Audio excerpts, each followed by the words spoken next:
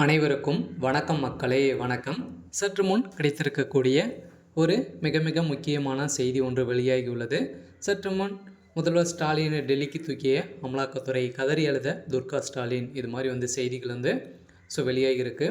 இதை பற்றி தான் இந்த வீடியோவில் நம்ம முழுமையாக பார்க்க போகிறோம். அதுக்கு முன்னாடி நம்ம சேனலுக்கு இப்போ தான் நீங்கள் முதல் முறையாக வந்திருக்கீங்க அப்படின்னா மறக்காமல் நம்மளுடைய சேனலை சப்ஸ்கிரைப் பண்ணி சப்போர்ட் பண்ணுங்கள். வாங்க வீடியோக்குள்ளே போகலாம். பார்த்திங்கன்னா முதல்வர் ஸ்டாலின் அவர்கள் வெளிநாடு பயணம் மேற்கொண்டு இருந்தார் இல்லையா.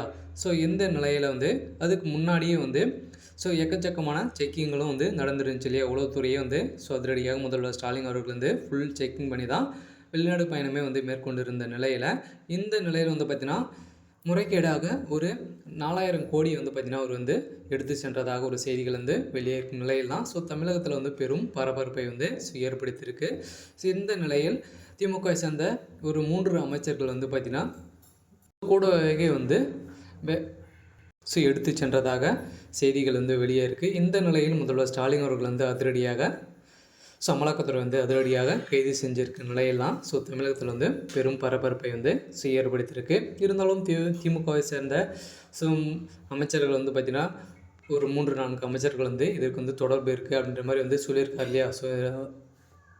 இந்த நிலையில் துரைமுருகன் அவர்களுக்கும் இதில் தொடர்பு இருக்குது அப்படின்ற மாதிரி தான் பார்த்திங்கன்னா அமலாக்கத்துறை அதிரடியாக சோதனைகள் நடத்தி இதில் கண்டறிஞ்சிக்க நிலையில், இந்த நிலையில் பார்த்திங்கன்னா துரைமுருகன் அவர்களுடைய வீட்டிலும் அதிரடியாக சோதனைகள் நடைபெற்று இருந்த நிலையில், இந்த நிலையில் தான் சிஎம் முதல்வர் ஸ்டாலின் அவர்கள் ஒரு 4000 கோடி எடுத்து சென்று அங்கே பார்த்திங்கன்னா அக்கௌண்ட்டில் டெபாசிட் பண்ணதாக எவிடன்ஸ் கிடைச்சிருக்க நிலையில் தான் முதல்வர் ஸ்டாலின் அவர்கள் அதிரடியாக கைது செய்யப்பட்டு இருக்காங்க. இது இருந்தாலும் முதல்வர் ஸ்டாலின் அவர்கள் கைது செய்யப்பட்டார் அப்படின்னா திமுகவுடைய ஆட்சி ஒரு கேள்விக்குறியாக இருக்கும் இல்லையா. அதனால் பார்த்திங்கன்னா ஏற்கனவே துணை முதல்வராக உதயநிதி ஸ்டாலின் அவர்களை இன்னும் பதவி இன்னும் கொடுக்கல.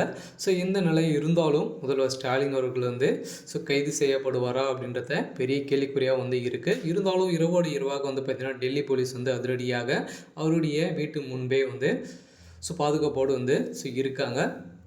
இந்த பாதுகாப்போடு இருந்தால் கூட பார்த்திங்கன்னா திமுக சேர்ந்த அமைச்சர்கள் இந்த இதில் சிக்குவாங்களா அப்படின்றத ஒரு பெரிய கேள்விக்குறியாக இருக்குது. இருந்தாலும் முதல்ல ஸ்டாலின் அவர்கள் கைது செய்யப்பட்டார் அப்படின்னா திமுக தலைமை பெரும் கேள்விக்குறியாக மாறும். இருந்தாலும் என்ன நடக்க போகுது அப்படின்றத நம்ம வெயிட் பண்ணி பார்க்கலாம்.